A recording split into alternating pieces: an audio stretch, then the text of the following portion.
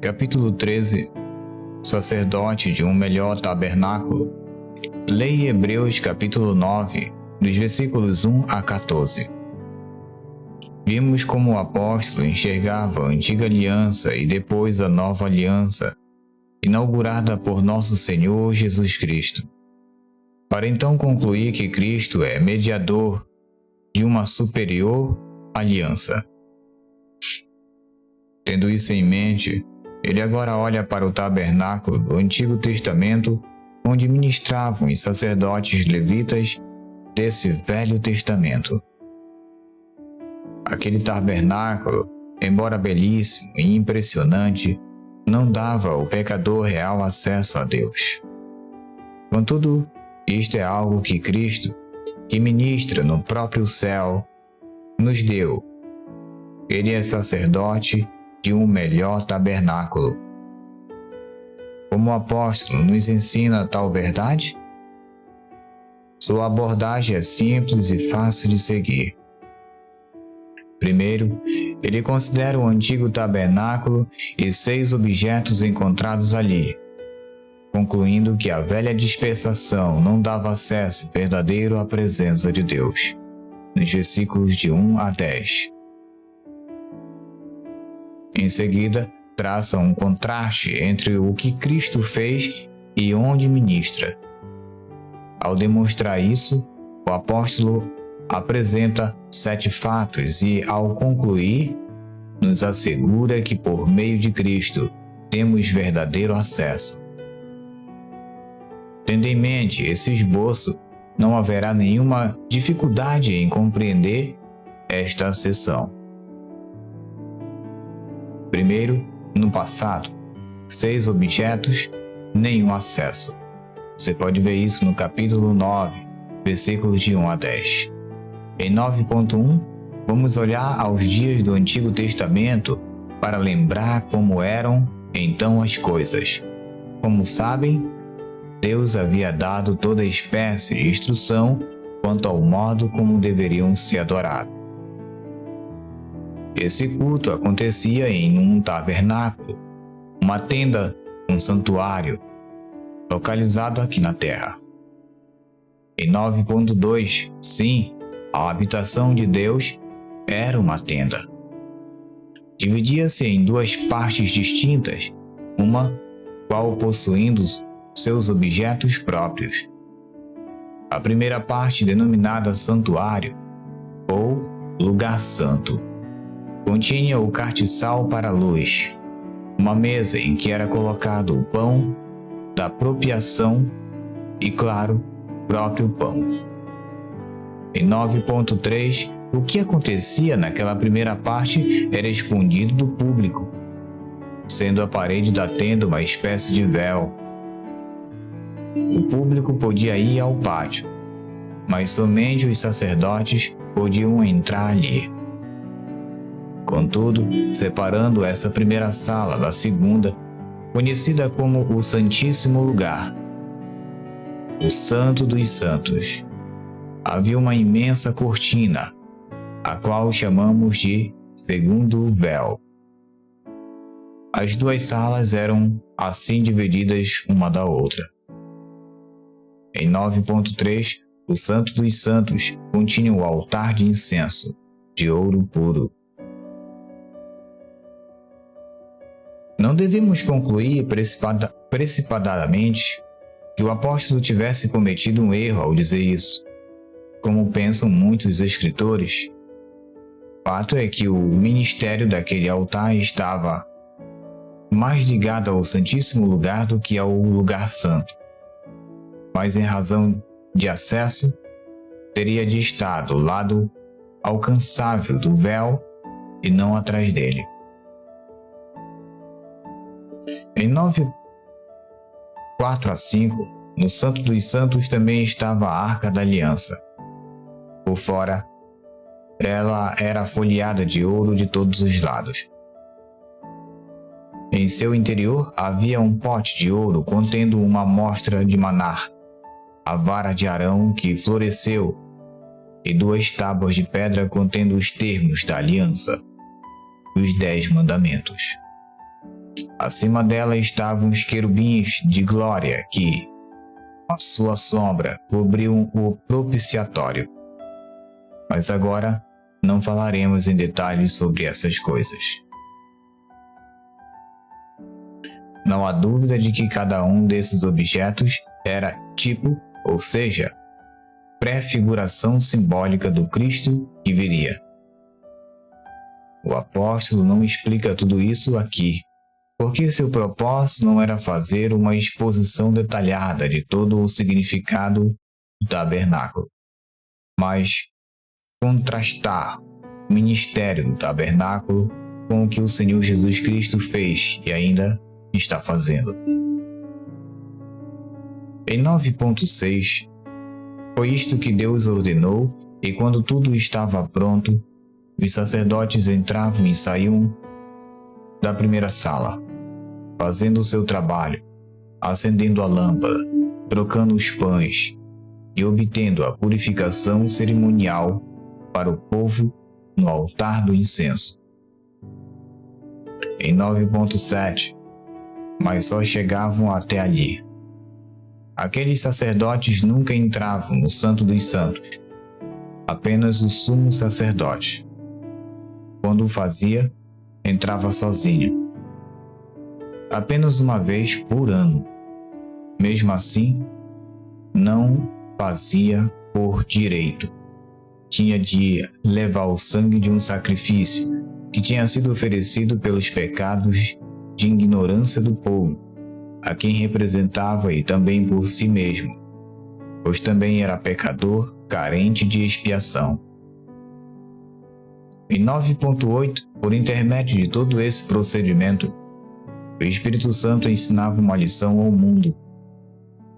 Afinal de contas, foi ele quem deu a Moisés o desenho detalhado do tabernáculo. Ficava claro que enquanto o tabernáculo tivesse erguido, a maneira para entrar na presença de Deus de fato não estava plenamente revelada. Portanto, vemos que todo o propósito do tabernáculo era representar, de modo pictórico, as realidades espirituais. Existia para ensinar grandes princípios espirituais e assim preparar o povo para a vinda de Cristo. À medida que olhamos para trás, o tabernáculo nos ajuda a entender melhor o que Cristo fez por nós. Permanece o fato de que os rituais e as cerimônias do tabernáculo, na verdade, não ofereciam acesso real à presença de Deus. No capítulo 9, versículos 9 a 10, sim, era tudo figura, oferecendo purificação cerimonial externa, mas jamais dando a alguém uma consciência limpa. Era espiritualmente inadequado. Jamais fez nada para o adorador, no que dizia respeito à sua situação verdadeira com Deus. Todo o sistema falava de realidades espirituais, mas não condizia com o adorador a experimentá-la. Apontava além de si mesmo para dias diferentes que estavam por vir, deixando claro que ele mesmo era temporário. As realidades espirituais às quais apontavam seriam reveladas plenamente mais tarde. Tudo no tabernáculo falava de purificação, mas não a concedia. Falava da necessidade de um caminho de acesso, mas não proporcionava esse acesso.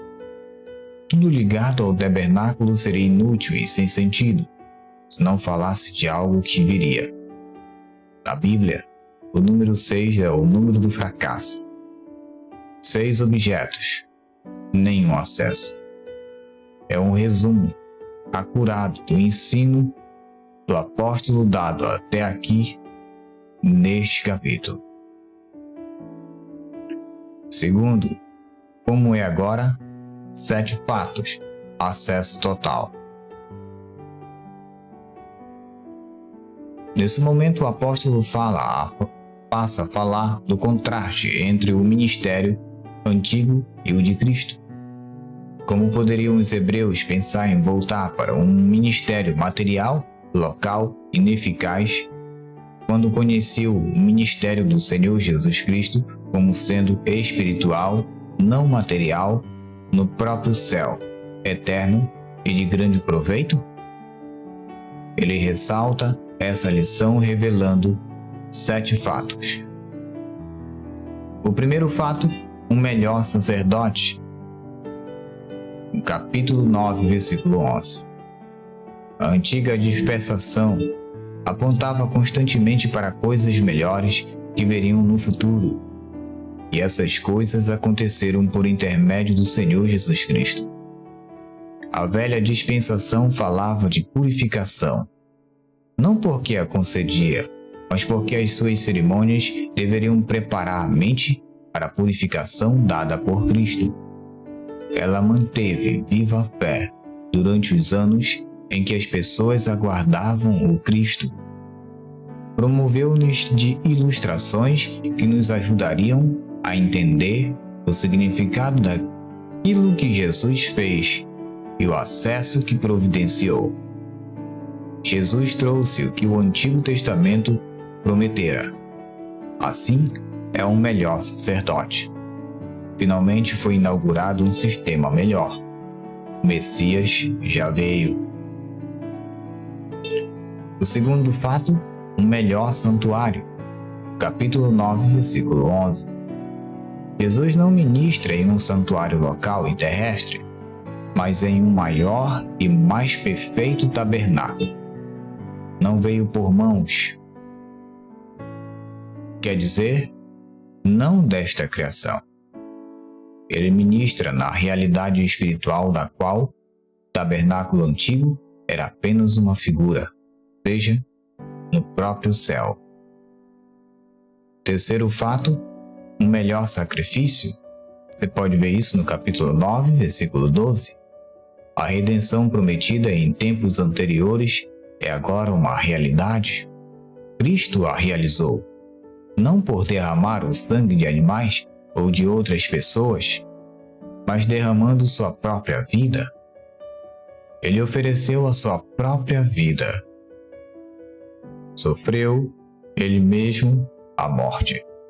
Não somente isso, como também entrou no tabernáculo e apresentou o seu próprio sangue no propiciatório como expiação. O quarto fato, um método melhor. Também no capítulo 9, versículo 12. Cristo não veio muitas vezes, com entradas repetidas por trás do véu. Nenhuma purificação verdadeira, nenhum acesso real se provê dessa forma. Entrou no céu uma vez, ali permanece. Tudo que se diz respeito ao seu ministério é infinitamente superior. Quinto fato, uma bênção melhor. Também no capítulo 9, versículo 12. Os sacerdotes do Antigo Testamento entravam no santuário com o sangue de outros, mas Cristo entrou no céu com seu próprio sangue.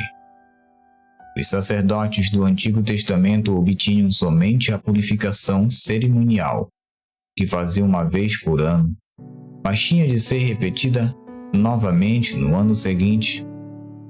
Cristo obteve para nós uma bênção permanente, aqui chamada de eterna redenção. Nada precisava ser repetido. Fomos trazidos de volta a Deus de maneira eficaz e verdadeira, para sempre. Sexto fato, uma melhor garantia. Se encontra no capítulo 9, versículo 13 e 14.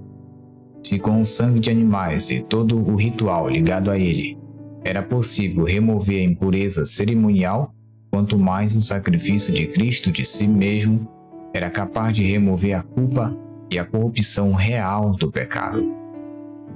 Apoiado pelo Espírito Eterno, na medida em que realizava. Essa foi a obra que fez.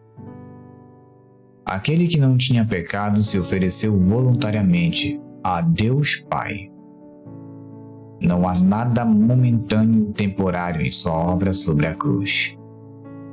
O resultado é que os que creem são purificados interiormente, gozam de consciências inculpáveis, estão livres da mínima tentativa de depender de obras para sua salvação e são trazidos à adoração e serviço do Deus vivo. Sétimo fato, um melhor resultado. Capítulo 9, versículos 13 e 14. Sim, o resultado da obra de Cristo é que os crentes são interiormente purificados e gozam de uma consciência que não mais os condena. As purificações cerimoniais do Antigo Testamento traziam apenas limpeza exterior. A carne era lavada. Os crentes, porém, agora estão livres de um senso interno de culpa e de toda tentativa de depender das obras para sua salvação. Transformados interiormente, são agora pessoas diferentes que realmente adoram e servem ao Deus vivo. Assim, receberam bênçãos que o ritual judaico jamais poderia proporcionar. Não somente têm acesso ao Senhor, como também foram convocados para o seu serviço. Foi assim e é assim. O apóstolo está dizendo aos cristãos hebreus que olhem não para os sacerdotes judeus, mas para o Senhor Jesus Cristo. Não para o tabernáculo feito por mãos humanas, mas para o tabernáculo maior e mais perfeito e feito pelo próprio Deus, para o céu, sua habitação eterna. Não para o sangue de animais ou rituais e cerimônias, mas para o sangue de Cristo. Não para a purificação cerimonial anual obtida para Israel por meio de um sumo sacerdote, mas para a eterna redenção que o Senhor Jesus obteve para todos quanto creem. Os hebreus não teriam pensado em apostatar se tivesse compreendido um ponto vital. O que mais importa nesta vida e na próxima é o acesso, ou seja, aproximar-se de Deus, conhecê-lo como Salvador e ter nele seu prazer. O cristianismo, e somente o cristianismo, é uma religião de acesso. Nenhuma outra religião sobre a face da terra poderá oferecê-lo. O judaísmo fala dele, mas não pode obtê-lo. A experiência de acesso a Deus, bem como a base para tal, só pode ser explicada na mensagem do Evangelho. É um privilégio gozado pelos crentes em Cristo e mais ninguém. Quantas bênçãos temos em Cristo! Igrejas que têm compromisso sério com o Evangelho estão livres dos ritos e cerimônias, pois sabem que as representações figuradas nas realidades espirituais foram superadas pelas próprias realidades. Pela grande obra de Cristo em nosso favor, o crente goza de acesso direto ao Pai Celestial onde quer que esteja, a qualquer hora e em qualquer circunstância. Como estão empobrecidos os descrentes? Se apenas pudessem compreender que Cristo lhes oferece pleno acesso, quem dera pudesse pedir e receber isso dele. Mas como é triste também quando os crentes se esquecem ou negligenciam o maravilhoso privilégio que receberam de Jesus Cristo. Pode haver meio melhor de expressar nossa gratidão do que apropriar-nos desse privilégio? Passar pela vida como um homem ou mulher de oração, andando como ele até nossa chegada ao céu, tendo em Deus nosso prazer, com base em quem é o Senhor Jesus Cristo e o que ele tem feito.